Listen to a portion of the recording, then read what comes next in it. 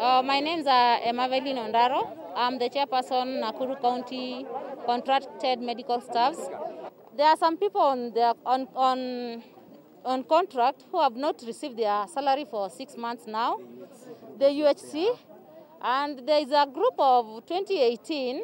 They received May 2018. They received their salary, half salary without explanation, with no gratuity up to now.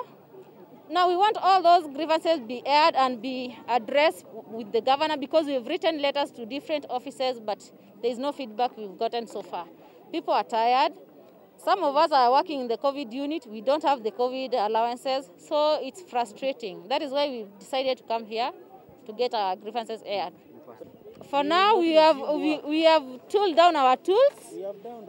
We have downed our tools up to the time the government will sort our issues, our grievances. In Nakuru County, the contracted staffs, we are around 500 plus, 513 to be precise. Imagine being given a contract of 2.5 months without explanation, without nothing. That is so frustrating. 4 months contract, 2 months without leave, with no pay slip, no personal number. We can't access loans in the banks. So we have been stagnant from 2016. We are tired. I'm Ikapes Isaac. What we are asking our honorable governor is, one, we need permanent and pensionable terms. We need what? Permanent and pensionable.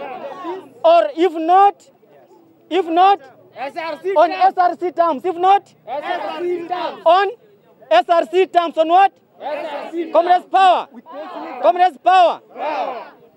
It is only Nakuru County that has not been paid COVID allowance. And therefore we need COVID allowance. We need COVID allowance. Communist power. Communist RIA. We are also requesting our governor to pay all healthcare workers who are employed on UHC their salaries. Their what? Salaries. For how many months? 3 months. For how many months? 3 months.